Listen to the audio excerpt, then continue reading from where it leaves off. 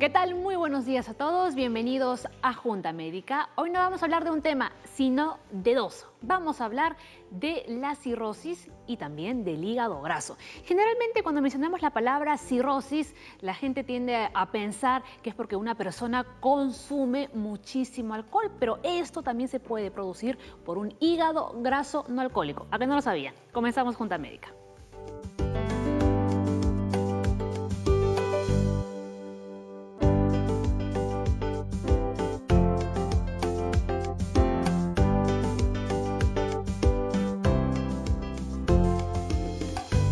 Que hay que cuidar mucho nuestro hígado también, por eso nuestro hashtag es hígado saludable. Los doctores que nos acompañan en el programa el día de hoy es el doctor Jorge Garavito, jefe de la unidad de hígado del Hospital Loaiza, el endocrinólogo Ray Tixe del Hospital Cayetano Heredia y también está el doctor César García, gastroenterólogo de eSalud. Vamos a hablar de dos temas que son amplios, pero vamos a hacerlo de la forma sencilla, ¿no? Para que toda la audiencia y todo el público pueda entender, ¿no? Ambas enfermedades realmente, ¿no? Les voy a pedir su ayuda. Bien, vamos con la información del día. El hígado graso es una condición que se presenta por acumulación de grasa dentro de las células hepáticas. Existen dos tipos de hígado graso: el causado por el alcohol y el que se manifiesta a pesar de que no se consume alcohol. Se puede presentar en niños y adultos. En algunos casos se desarrolla cirrosis e insuficiencia hepática. Bien, vamos a explicar para empezar, ¿no? Aquí los conceptos, un poco de anatomía, ¿no, doctor Garavito? Y para ello voy a necesitar que se pare, por favor, para que nos pueda explicar un poco cuáles son las funciones de nuestro hígado, dónde se encuentra nuestro hígado, y para ello, ¿no? Aquí lo vemos. Bueno, buenos días, Paola, así es. Aquí tenemos el hígado se va a encontrar en la parte superior de la cavidad abdominal. Accedemos, digamos, anatómicamente al hígado a través del hiato de Winslow, donde nos va a permitir ver que existe un monamento o membrana que está, digamos, recubriendo al hígado junto con el estómago, ¿sí? Es importante saber que el hígado está dividido en dos lóbulos, el lóbulo derecho y el lóbulo izquierdo, y que además está dividido en segmentos, tiene 8 segmentos. El hígado, digamos, es el órgano, digamos, que tiene un peso de aproximadamente 1,5 kilos aproximadamente. Es uno de los Y más que grandes, ¿no? es uno de los más grandes, sí. Y además que tiene muchas funciones importantes, como es la producción de proteínas, de ciertas sustancias, como inclusive la glucosa. También además tiene, digamos, el almacenamiento de muchas sustancias y proteínas, ¿sí? Detoxificación de sustancias que a veces consumimos, como el alcohol o algunos medicamentos, ¿sí? Y entonces tiene un conducto que es el conducto hepático, y el conducto hepático por ahí va a secretar la llamada bilis, que va a ser especial para la absorción de grasas.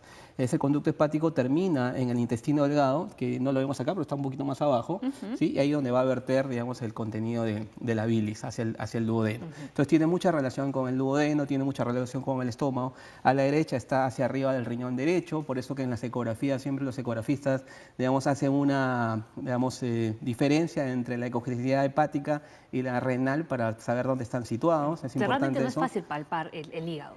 Sí, claro, en el tema ya anatómico, en el paciente se encuentra en lo que nosotros llamamos el hipocondrio derecho. Y en el hipocondrio derecho nosotros, digamos, al examen físico lo palpamos y tenemos que ver que los bordes sean lisos, el tamaño, ¿no? Hasta dónde va, porque acá también tenemos el reborde costal y vamos a medir cuántos centímetros por debajo del reborde costal se va a encontrar el hígado a la palpación, y con eso vamos a ver, por ejemplo, si tenemos un hígado que es normal, un hígado que está agrandado o un hígado pequeño, como puede producirse en el estadio ya de fibrosis avanzada o la cirrosis hepática. ¿No? Pero el hígado tiene una característica, y es que es un órgano que cuando se empieza a dañar intenta autorregenerarse. Claro, el hígado la verdad es un órgano bastante noble y la verdad tiene doble irrigación, tiene una irrigación venosa y una irrigación arterial. La irrigación venosa está dada por la vena porta, que es una vena bastante grande, por eso que cuando existe este problema de cirrosis hepática se produce la hipertensión portal por aumento de la presión dentro de esta vena, y por otro lado la arteria hepática. Entonces, eso permite, esta doble irrigación, que se regenere rápidamente. Tiene stem cells o células madre que hacen que haya una buena regeneración. Es decir, ante cualquier daño el hígado se va a regenerar. El problema va a estar cuando ese daño se perpetúa en el tiempo, cuando se hace ya una hepatopatía crónica y el paciente no logra identificar cuál es la causa que está produciendo el daño o no cambia sus hábitos, como vamos a hablar más adelante, y por lo tanto ya esto se hace crónico. Cuando ya llega a un estadio avanzado, que es la cirrosis, definitivamente ya no hay vuelta para atrás. Ahí sí ya no hay solución solución. Ahí no hay cura y Ajá. solamente tenemos que manejar las complicaciones que se van a dar en la enfermedad hepática. Muy bien, ¿no? Y tenemos nuestro caso del día. Vamos a ver cuál es nuestro caso. Yo vengo de una familia que se ha desenvuelto siempre en la venta de alcohol o en la producción de bebidas alcohólicas. Y mi abuelo, mi padre trabajaron mucho en ese sector. Y bueno, ellos siempre disfrutaban de abrir una botella de vino o de probar un buen whisky. Hola, tengo 41 años y desarrollé cirrosis por un problema con el alcohol.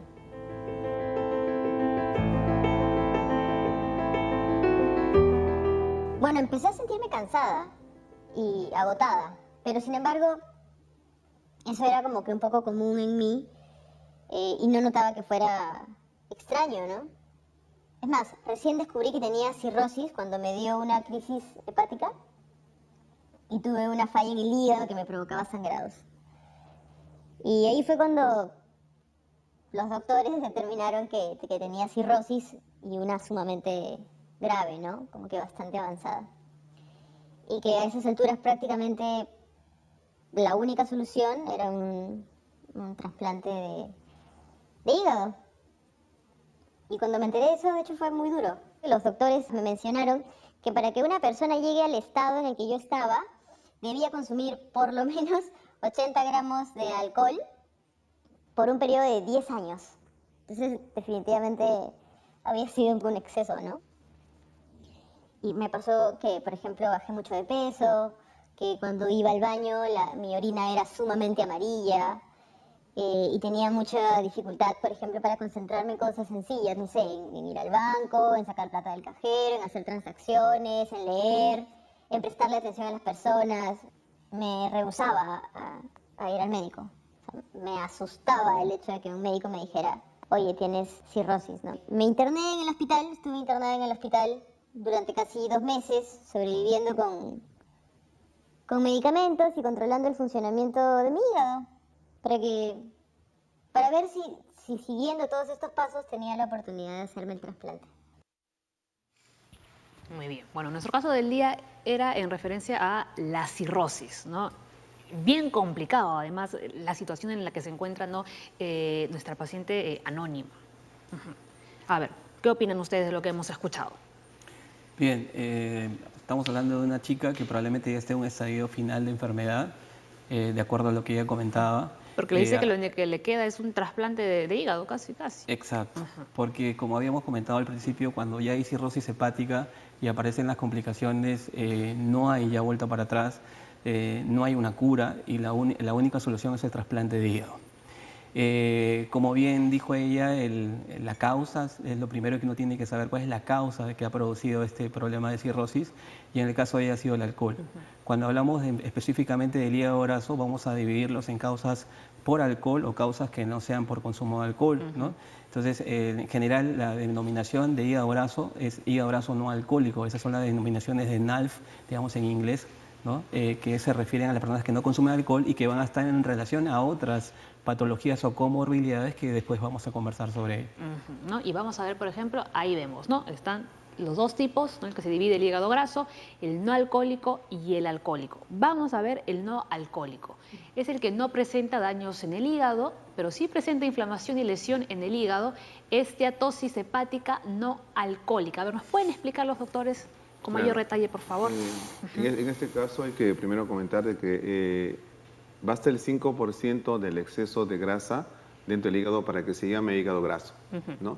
Entonces, inicialmente el hígado graso puede tener un poquito de inflamación, solamente vista al microscopio cuando se le toma una biopsia hepática, y en este caso todavía sigue siendo un hígado graso, ¿no? Pero cuando la inflamación es muchísimo mayor, ya toma otro nombre, y ese nombre es el de esteatohepatitis no alcohólica. Y ese es el punto importante de infección, porque eso es lo que hay que buscar, porque puede ser el camino hacia lo que se llama una fibrosis hepática avanzada, que se llama grado 3 o NASH avanzado, y posteriormente, cuando se avanza mucho más en el camino, ya se convierte en una cirrosis hepática. Entonces, por lo tanto, empieza con un hígado graso, o sea, con una inflamación extremadamente débil o solamente grasita en el hígado, y va incrementándose la grasa, va incrementándose la regeneración dañina, en este caso una regeneración dañina, porque se forman cicatrices dentro del hígado, y terminan con un daño hepático avanzado al que se denomina cirrosis hepática, y que por los síntomas que la niña ha esgrimido, ¿no? En este caso. Ahora, la gente dirá, ¿cómo es que se llena de grasa nuestro hígado? ¿Solo consumiendo grasa puede empezar? ¿Cómo es que se llena de grasa? A ver. Bueno, hay una serie de factores, ¿no? Ya cuando, en el caso de hígado graso no alcohólico, ¿no? Por ejemplo, la causa más importante viene a ser la obesidad, ¿no? El sobrepeso, porque está vinculada a la insulinoresistencia, ¿no? Entonces, la insulinoresistencia, ¿qué quiere decir? Que para que la insulina, que es una hormona fabricada en el páncreas, pueda actuar de modo que la glucosa sea utilizada por el hígado a nivel muscular, hay mayor dificultad. Esto debido a obesidad o inactividad física. ¿Qué va pasando en el hígado? Va habiendo una serie de elementos inflamatorios, proinflamatorios, que lo van a ir haciendo mayor acumulación, pues, de grasa, ¿no? Generalmente eso va a ser Es un tema importante porque la obesidad acá en el Perú es frecuente, cada vez es más relevante. El sobrepeso, por ejemplo, es 58%, y la obesidad el 30%. Entonces, ya la cirrosis hepática viene a ser una causa, por causa no alcohólica, por obesidad, ya muy importante. Y además de la obesidad, ¿qué otras causas podemos encontrar? Claro, como dice el doctor, lo principal es la relación con el síndrome metabólico, ¿no? Lo que él habla, obesidad, hipertensión, sedentarismo, ¿no? Y dislipidemia. Pero además también hay otras causas que pueden producir hígado graso no alcohólico, como por ejemplo las infecciones virales, la hepatitis B, la hepatitis C, el consumo de medicamentos por largos periodos también puede producir hígado graso. Es decir, en el contexto que el paciente, como dijo el doctor, histológicamente se detecte que tiene más del 5% de esteatosis macrovesicular, o ecográficamente se detecte un hígado graso con alteración del perfil hepático en laboratorio, el médico pues entra en el proceso de investigar cuál es la causa que ha producido el hígado graso, que pueden ser múltiples, ¿no? Doctor García, ¿de acuerdo? Sí, aparte de eso, como digo, pues hay muchas enfermedades que son afines, y no solamente el quema queda restringido al hígado, ¿no? O sea, no es una enfermedad propiamente el hígado, sino se denomina enfermedad multisistémica. Metabólico significa de todo el cuerpo. Por lo tanto, un hígado graso inflamado va a incluir enfermedades relacionadas con el corazón, ¿no? Arteriosclerosis, va a incluir enfermedades renales, porque así como ocurre una fibrosis dentro del hígado, también ocurre una fibrosis dentro del riñón, o sea, se asocian, ¿ya? Y está muy en boga ahorita lo que son las enfermedades, los cánceres relacionados a la inflamación.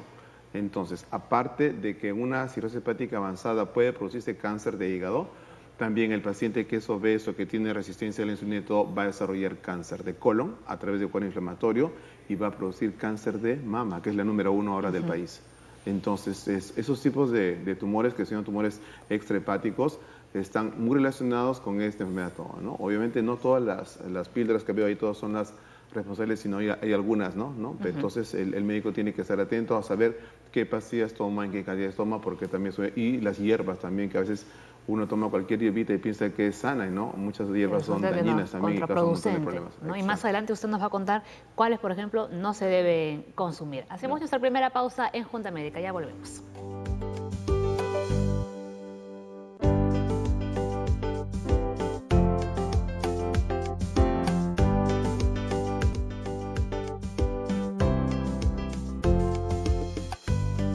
Estamos hablando del hígado graso y la cirrosis, y atención a este dato, la esteatosis hepática no alcohólica, debido a la acumulación de grasa, genera tejido fibroso en el hígado, dañándolo. Vamos a explicarnos a qué nos referimos con eso del tejido fibroso en nuestro hígado. A ver, doctor. El tejido fibroso, como se le explicaba todo, después de que ocurre una acumulación de grasa en el hígado, entonces el hígado trata de defenderse, trata de quitar esa grasa, ¿no? Pero lo hace mal. Entonces, si se produce un estado inflamatorio, que al final hay una célula que se llama, una célula especial, que va produciendo un tejido que se llama colágeno, y esto va envolviendo paulatinamente a las células hepáticas y las va aislando, las va ahorcando todo, ¿no? Entonces, este proceso de mala cicatrización o fibrosis hepática es justamente lo que determina los estadios que van de leves hasta avanzados, ¿no? Y finalmente, el último estadio es el que se denomina cirrosis hepática. ¿Y la persona va sintiendo todo esto? Ese es el problema, que es asintomático, ¿no? Silencioso. Silencioso, sí. Generalmente puede producir síntomas inespecíficos al principio, pero que se pueden confundir con otras enfermedades, pero al principio es asintomático. Y lo que decía el doctor, o sea, usted imagínese que es la cuadra, su cuadra, y que cada casa es un hepatocito, que es la célula que conforma el hígado. Y la pista vendría a ser el sinusoide, que es el que va a llevar la sangre con el oxígeno a los hepatocitos. Entonces, usted imagínese, como decía el doctor, estas células se convierten en células fibrosantes y van, digamos, obstruyendo esta pista. La van obstruyendo y entonces ya no va a haber momento en que desde esa pista pueda ofrecerse oxígeno a las casas. Entonces se va obstruyendo y los hepatocitos van muriendo, se van regenerando, pero cada vez regeneran mal y se va haciendo más fibrosis, y por lo tanto va haciendo más daño al hígado y se va manifestando con algunas deficiencias en el transcurso del tiempo. Y esto va agravando el cuadro. Va agravando el cuadro, ¿No? exacto. Doctor Tixe. Sí, bueno, básicamente es una mala cicatrización, ¿no? Que finalmente va llevando una fibrosis, el hígado se va reduciendo de tamaño, ¿no? Con el tiempo, ¿no?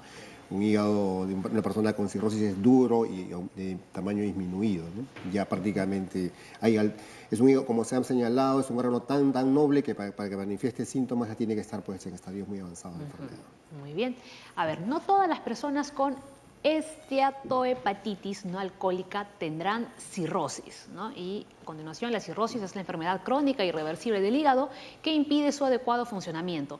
En casos avanzados son necesarios los trasplantes de hígado, cosa que es muy complicada realmente, ¿no? Si somos realistas, encontrarlo aquí en nuestro país, ¿no?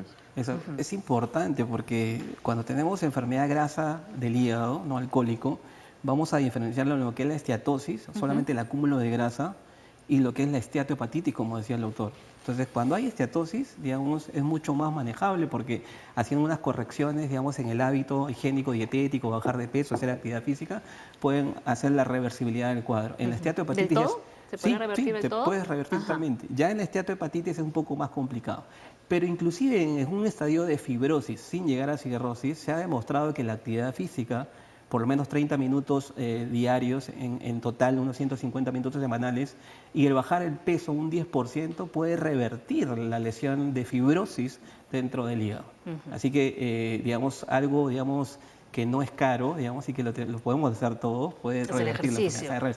Ya cuando llega a cirrosis, como bien dice el cuadro, ya el problema es irreversible y no podemos hacer nada con el paciente.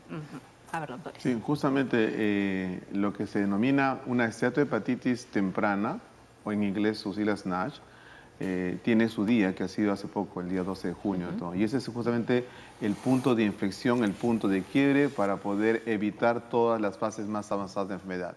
Entonces, si se hace ejercicio adecuado, si se hace una dieta a base de vegetales, por ejemplo, ¿no? Si se evita consumir muchos azúcares, el colesterol, los frugos, por ejemplo, este tipo de azúcares, ¿no? Entonces, se van a evitar una serie de problemas para que la enfermedad progrese, ¿no? Si se hace menos sedentarismo, también, ¿no? Que ese es el punto clave, ¿no? Basta con, aunque es difícil, basta con bajar 10% para que en estadio de esteatohepatitis todo se elimine. O sea que una de las principales recomendaciones es bajar de peso. Correcto. ¿No? Una dieta saludable y la baja de peso ayudan a revertir todos los problemas subsecuentes, ya que hay que remarcar esto, que es silencioso, ¿no? Entonces, toda persona debería acudirse a hacerse un perfil hepático, o sea, pruebas hepáticas en sangre, una ecografía, y por ahí, como es silencioso, ya se puede alertar algo por ahí todo, ¿no? Y la parte genética, que lamentablemente los hispanos tenemos mucho más riesgo porque tenemos factores genéticos que nos predispone a tener más enfermedad hepática que los caucásicos, por ejemplo. Y lo cierto es que no cuidamos nuestro hígado. Correcto, por el boom de la gastronomía peruana. También. Así es, ¿no? Es una lucha constante. Muy bien, vamos a ver algunos factores de riesgo, vamos a repasarlos. Diabetes tipo 2, hipotiroidismo, colesterol y triglicéridos altos, síndrome metabólico, ¿no? Todos esos están vinculados a la insulinoresistencia, ¿no? La insulinoresistencia está vinculada a sobrepeso, obesidad y la inactividad física, ¿no? Por ejemplo, en el caso de los obesos, casi el 50% pueden tener hígado graso o un compromiso derivado o más severo del mismo. Y en el caso de las personas con diabetes mellitus, acá en el Perú el 99.9% de los pacientes con diabetes son tipo 2. Entonces, también de ellos, el 60-70% van a tener algún tipo de compromiso por esta enfermedad. También, pero hay más factores de riesgo. ahí que los vamos a ver. La obesidad, como ya está comentando el doctor Tixe, síndrome de ovario poliquístico. ¿Por qué es un factor de riesgo este síndrome? El síndrome de ovario poliquístico, generalmente lo que le va a llamar la atención a la paciente, son mujeres, es que el aumento de hirsutismo, es decir, el llamado vello, ¿no? En la región supralabial, bozo, en el pecho, debajo del ombligo, o un acné muy severo, irregularidad menstrual o que no tiene una oligomenorrea. Sin embargo, además está asociado a insulinoresistencia, obesidad, diabetes, colesterol alto y triglicéridos, por eso que también está vinculado al hígado graso. Muy bien, y apnea del sueño. El apnea del sueño, sí, yo puedo comentar esto porque esto lo manejan los neumólogos. Es no tan frecuente aparentemente, ¿no? Pueden ver unos 3 o 4 casos al mes, pero tienen una particularidad especial, porque son personas que son gorditas y que cuando están en el trayecto a su centro de labores, por ejemplo en auto, se quedan dormidos, ¿no? O sea, apnea del sueño, se quedan dormidos, y el problema es que cuando están dormidos frente, por ejemplo, a una luz roja, ya de repente se pueden quedar dormidos, se les toca el claxon y no pasó nada, pero en otros casos arrancan el motor y se chocan. Entonces hay pacientes que comentan, yo tengo 3 o 4 choques justamente por este tema, y como son gorditos tienen hígado graso ahí metido, ¿no? Y estatohepatitis también todo, ¿no? Entonces tienen que tener un tipo de terapia especial, con aparatos especiales que tienen que estar de por vida en las noches para corregir eso y tengan una vida saludable, ¿no? Entonces alerta con aquellas personas que se quedan dormidas y que roncan mucho en la noche, ¿no? La mayoría de sus sueños, cuando hacen una polisonografía, que es un estudio de sueño especializado, tienen gran porcentaje de ronquidos, y estos pacientes deberían tener la ayuda necesaria justamente para tener la salud correspondiente, y está muy relacionado con el tema del hígado graso no alcohólico. Y es que encima aquí doble tratamiento, porque para el tema de la apnea del sueño y luego para el hígado graso, ¿no? Muy bien, hacemos pausa en Junta Médica y ya regresamos.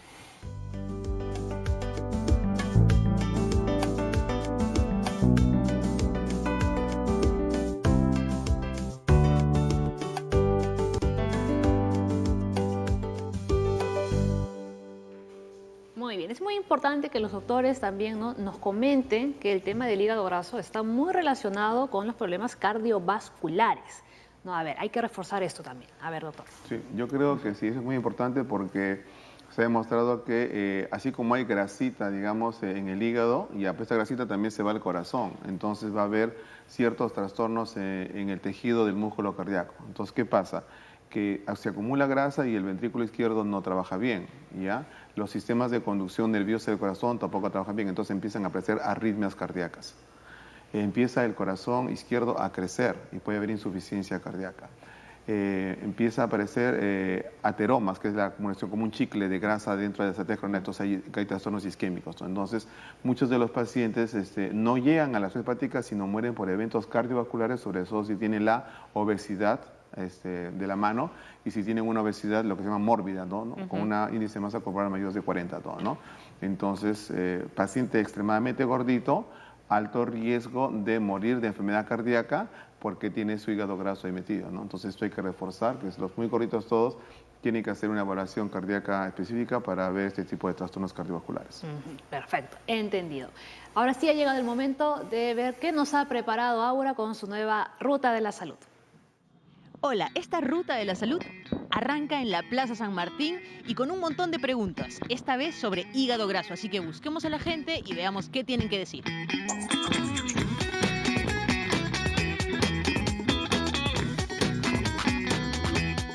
Naomi, ¿cuál es tu pregunta? ¿Cuáles son los síntomas del hígado graso? Perfecto para arrancar la Ruta de la Salud. Silvana, y tu pregunta es... ¿Qué enfermedades puede desencadenar tener hígado graso? Abelino ya tiene su súper pregunta. ¿Cuál es? Bueno, yo pregunto, ¿el hígado graso es hereditario? Excelente, Abelino.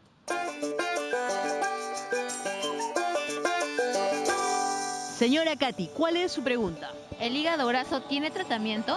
Ídalo, ¿cuál es tu pregunta? ¿Qué tal? Mira, yo soy deportista y quería saber si aún así puedo tener hígado graso.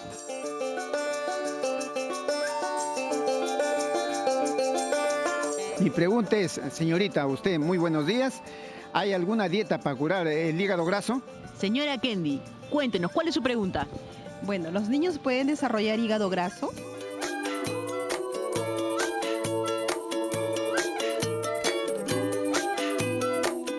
José, tu pregunta.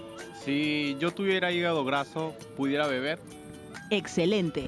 Con esto cerramos nuestra ruta de la salud. Tenemos un montón de preguntas y esperamos que los doctores nos respondan en el set. Paola, regresamos contigo. Chao, gracias. Muy bien, ahí hemos estado apuntando, ¿no?, todas las consultas de la gente. Vamos a hacer un recuento. ¿Cuáles son los síntomas? A ver, que presenta... Bueno, en realidad es un poco complicado, pero como nos están contando los doctores, es silencioso realmente. Exacto, es una enfermedad silenciosa, generalmente asintomática, por eso que a veces uno no se da cuenta que tiene el problema del hígado. Pero el por hígado ahí no duele. no duele, Ajá, salvo que esté aclarar. muy agrandado, se distiende y bueno, se distiende la cápsula de Gleason, que es una cápsula que lo envuelve, y eso sí tiene inervación y puede producir dolor. Pero si no hay eso, no tendría por qué doler. Pero podría producir, por ejemplo, pesadez, ¿no?, un poco de astenia, o sea, cansancio. El paciente cuando ya está entrando en una etapa ya avanzada y está entrando la esteatohepatitis que comentaba el doctor García, ya comienza ahí probablemente a producir un poco de sueño, cansancio, me canso rápido, me olvido de las cosas, ¿no?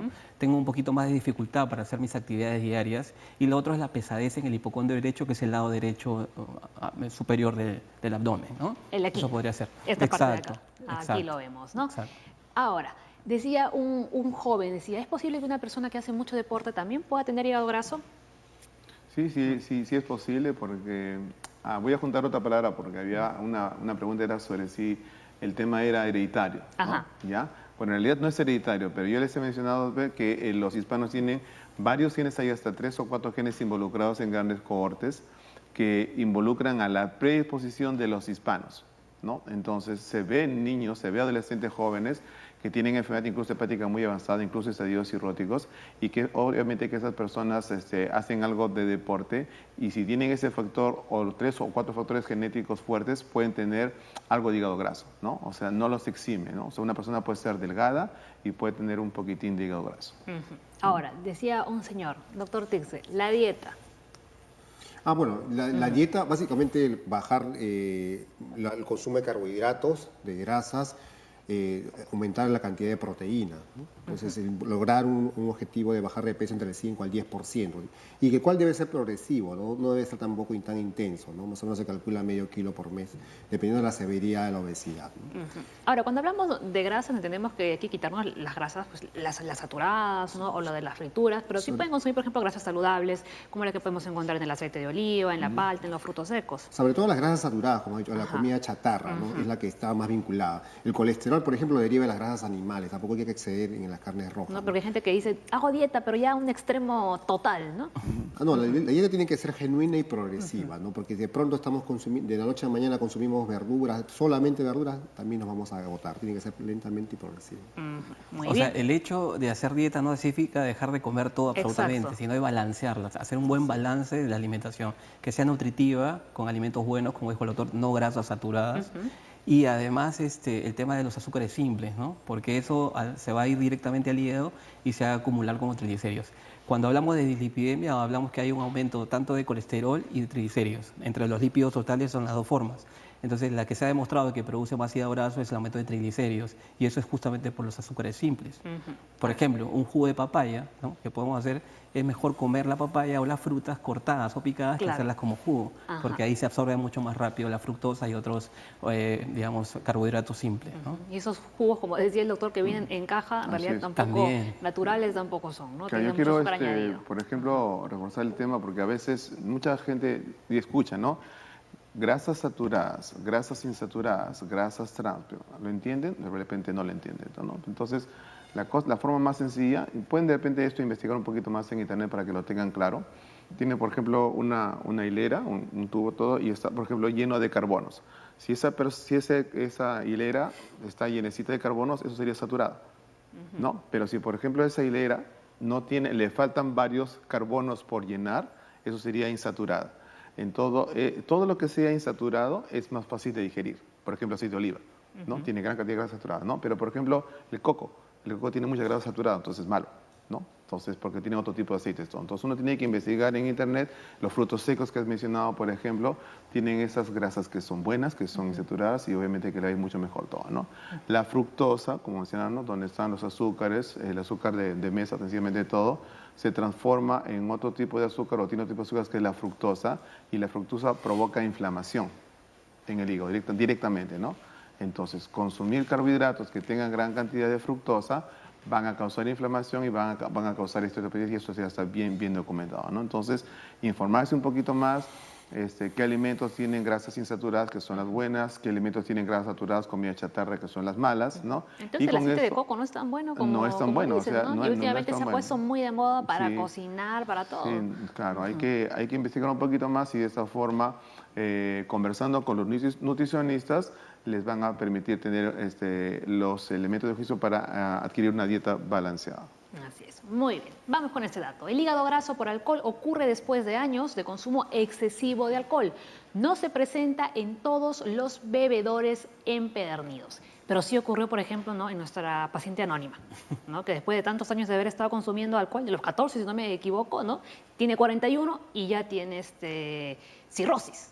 Sí, con respecto al alcohol es algo particular, digamos, genéticamente estamos predispuestos a metabolizarlo rápido o a metabolizarlo lentamente, ¿no? Entonces sí va a haber una diferencia genéticamente entre las mujeres y los hombres.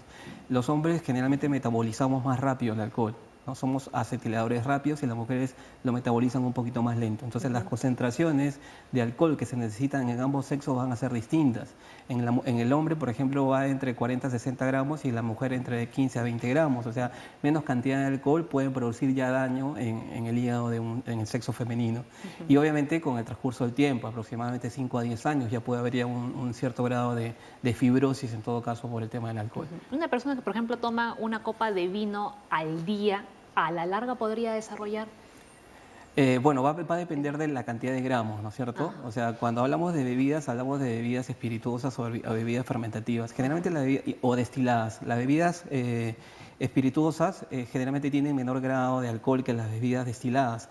Por ejemplo, el vino tiene aproximadamente, para una copa de 100 mililitros, tiene aproximadamente unos 7 a 10 gramos.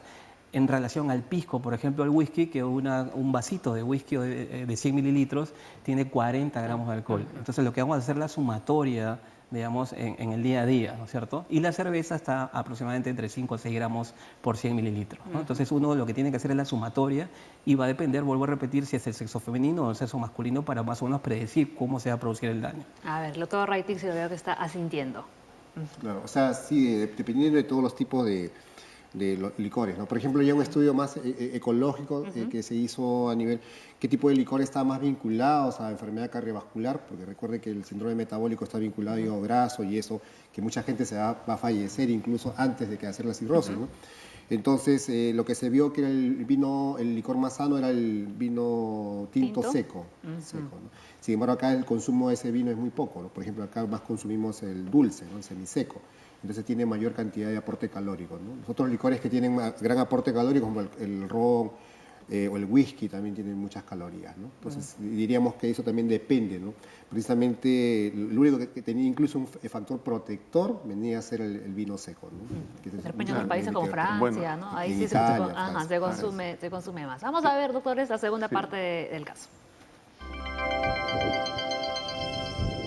Bueno, estuve internada en el hospital aproximadamente 2 meses, teniendo una medicación estricta para tratar de estar lista para poder recibir el trasplante de riñón, que definitivamente tenía que significar un cambio en mi vida. Igual no fue fácil, fueron tiempos bastante complicados. Sin embargo, creo que me hizo entrar en razón de cuán descuidada me tenía a mí misma, ¿no? La dejadez, el hecho de no importarme qué bebía o cuánto bebía, o si comía o no comía, en fin, creo que eso me afectó muchísimo. Y creo que tampoco quise verme en relación a la enfermedad. Bueno, y en todo caso, yo tuve mucha suerte de poder conseguir a un donante de hígado rápido. Y bueno, también en realidad, si sabemos que tenemos un problema, poder enfrentarlo. Así sea a veces la realidad bastante cruda, ¿no? Y en todo caso también pedir soporte o apoyo si es que sabemos que no podemos controlar el hecho de poder enfrentar la realidad que vendría a ser, en este caso, mi enfermedad. Entonces hay que escuchar un poco al cuerpo y no sé, hacerse chequeos siempre, porque probablemente puedan desencadenar enfermedades peores. Bueno, pues no, ahí escuchábamos entonces, ¿no?, a la paciente. Finalmente, lo que no se quiere es llegar hasta este extremo, por eso es importante el tema de la prevención, porque se puede prevenir el hígado graso. Exacto. Y es importante porque estamos viendo lamentablemente ya una enfermedad avanzada que ya es la cirrosis, ¿no? Y aquí quiero hacer un hincapié en que históricamente para hacer el diagnóstico de hígado graso, de esteatohepatitis, siempre ha sido necesaria la biopsia hepática, ¿no? Y obviamente, como usted comprenderá, la biopsia hepática tiene, digamos, sus efectos colaterales, no puede tener complicaciones. Y más allá de eso, no todos los pacientes se someten a una biopsia hepática, no quieren hacérsela, porque saben las complicaciones que hay. Y además porque ellos siempre están buscando medicamentos y por ahí no le podemos solucionar esa parte, entonces son renuentes a hacerse la biopsia. Hoy en día tenemos los métodos de fibrosis que no son invasivos, que son métodos séricos, y también además la elastografía transitoria que se llama el FibroScan. Entonces, en el Hospital Loaiza es el único servicio público de América Latina que cuenta con este instrumento, que es el FibroScan o la elastografía transitoria, que nos permite predecir la fibrosis, saber el nivel de fibrosis y predecir si el paciente cuánto tiempo después va a tener cirrosis. Entonces, como decíamos, es asintomática, es oligoclínico, entonces el paciente se puede acercar a nuestro hospital y nosotros le podemos hacer la evaluación, hacerle el FibroScan y saber si el paciente ya tiene una cantidad de fibrosis y darle el tratamiento adecuado. Así es, ¿no? Y la atención es de lunes a domingo, como decía el doctor. Exacto, sí, exacto.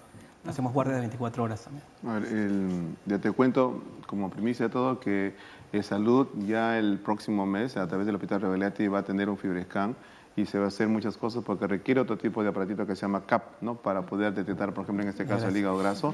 Entonces, esperemos que otros hospitales también se cuenten con la unidad de esto, que es un método no invasivo muy útil para poder detectar estadios importantes, ¿no? Yo quería recalcar que había otra pregunta ahí que quedó en el tapete, que es tratamiento, y varios preguntaron sobre tratamiento, todo, ¿no? Si bien es cierto, las medidas higiénico-dietéticas y una comida saludable era importante, ya en el mundo están habiendo gran cantidad de lo que se llaman summit, ¿no?, grupos que están estudiando gran cantidad de fármacos de acuerdo al estadio de daño. De cada persona, ¿no? Ya, entonces hay una explosión de ensayos clínicos con cerca de 40 o 50 medicamentos que se vienen para manejar esto, pero tienen que tener evidencia concreta todo, ¿no? Hoy por hoy, digamos que de repente de aquí a un par de años ya hay algunos fármacos adecuadamente estudiados que van a servir como para regresionar estadios un poco más avanzados de enfermedad antes de que lleguen a la cirrosis hepática. Muy bien, entonces buenas noticias, ¿no? Aquí que estamos hablando del hígado graso y la cirrosis. Pausa y ya regresamos con lo último del programa.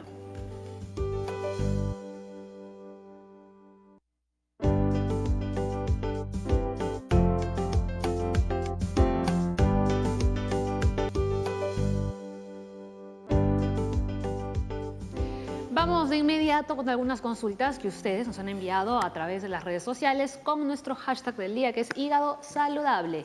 A ver, Luz dice, tengo 40 kilos y me dijeron que tengo hígado graso de segundo grado. Por favor, ¿cuál es el tratamiento y qué alimentación debo seguir?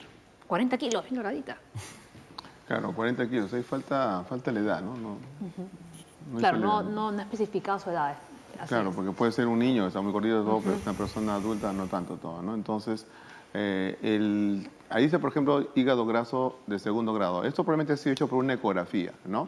Entonces, a veces hay que tener cuidado con las ecografías porque no todo guarda correlato, todo, ¿no? Entonces, es importante que tiene que acudir a un centro asistencial para que le hagan un perfil hepático y ver si solamente es grasita pura y tiene pruebas hepáticas normales, por ejemplo, en el cual se le dejará alguna dieta saludable. Entonces, lo más importante. Ya, por ejemplo, si este hígado tiene algo más de daño, tiene pruebas hepáticas alteradas y tiene otras cositas más por ahí en el corazón, en el riñón, otras más, todo, ya probablemente debe hacerse un FibroScan en el Hospital Loaiza o de repente una biopsia hepática, si es que eso está asequible en el hospital todo, y de repente esa persona tiene un poco más de daño, ¿no?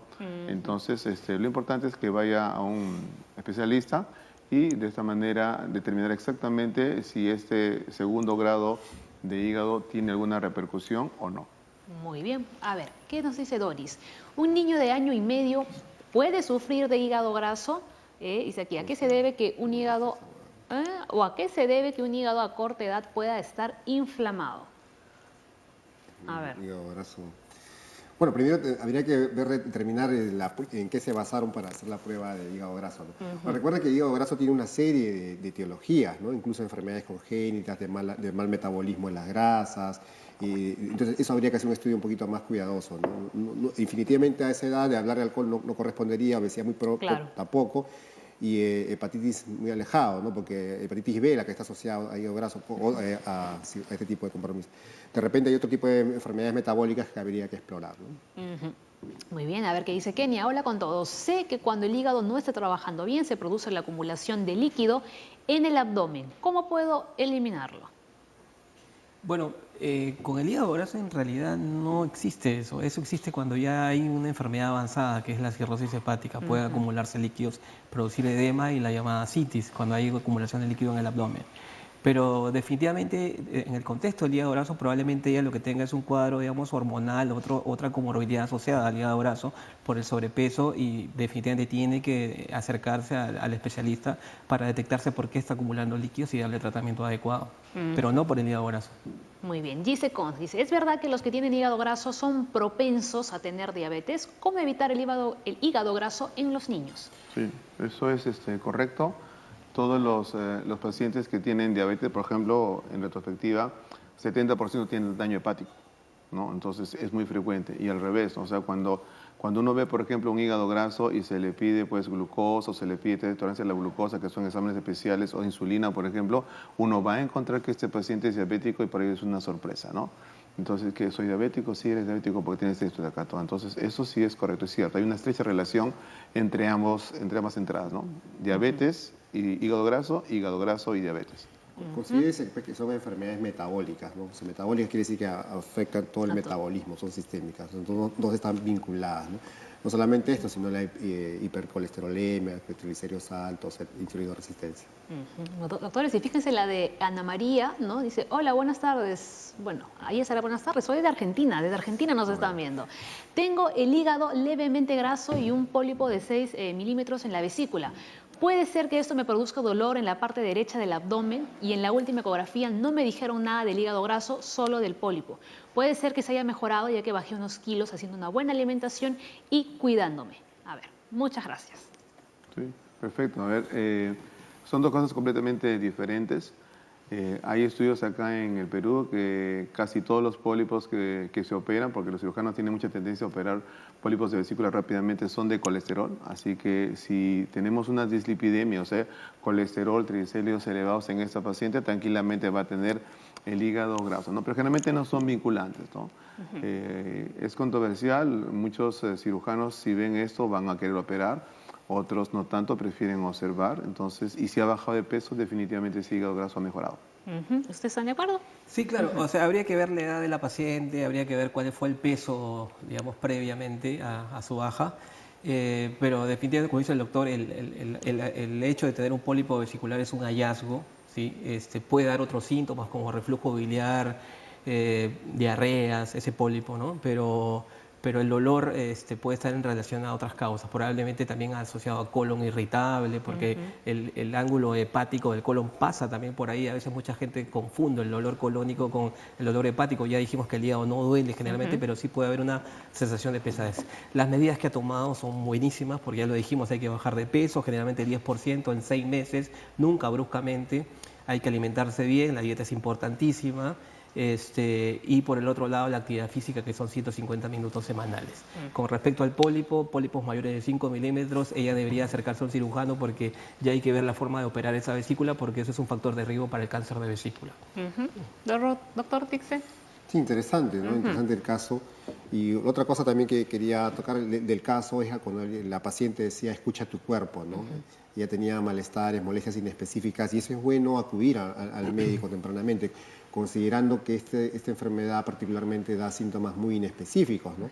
En este caso tiene un pólipo, pero no sabemos si esa es la causa de los síntomas o fue el hígado graso que mejoró finalmente con la dieta, por lo cual es muy, muy importante. Y en especial las poblaciones que son especialmente propensas a este tipo de complicaciones, ¿no? Pacientes con diabetes, pacientes con sobrepeso y antecedentes de colesterol alto, hipertensión arterial, hipotiroidismo o mayores de 40 años. Muy bien. Finalizamos el programa ya con las conclusiones finales, a ver, de cada uno. Doctor García, empezamos con usted.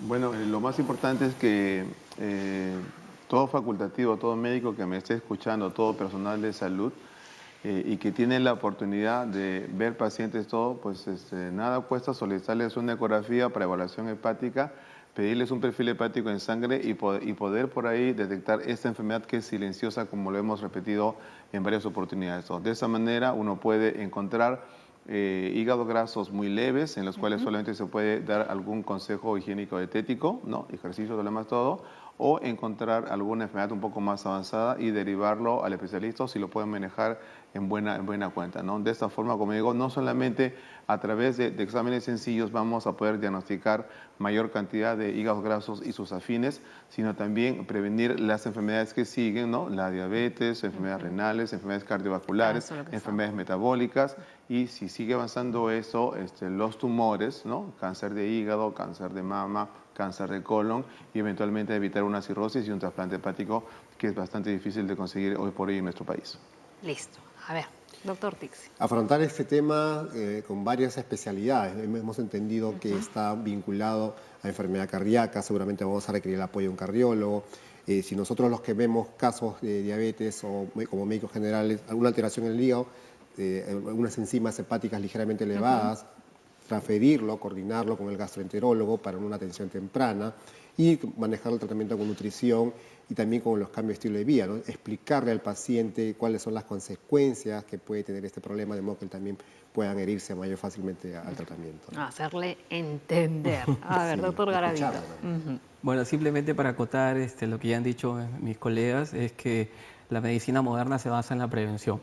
Así que hay que tomar todas las medidas de prevención, tenemos las herramientas hoy en día para poder hacerlo. El paciente se tiene que acercar a los profesionales. En nuestro hospital, como se está ocurriendo en todos los hospitales, dramáticamente ha aumentado la casuística de hígado graso y hoy en día se coloca como la primera causa de cirrosis hepática. Recordemos que antes de la cirrosis el problema es curable, se puede revertir a través de las medidas que hemos hablado, pero cuando ya llega a cirrosis, lamentablemente no hay punto de reflexión para ir hacia atrás. Entonces es importante la prevención. Tenemos el FibroScan, lo dijimos, pronto vamos a tener también el CAP que decía el doctor para medir esteatosis, y los invitamos a nuestros hospitales que se acerquen y que nos consulten para poder tomar las medidas respectivas. Eso es, por supuesto. Bueno, eso ha sido todo en el programa del día. Se quedan con TV Perú.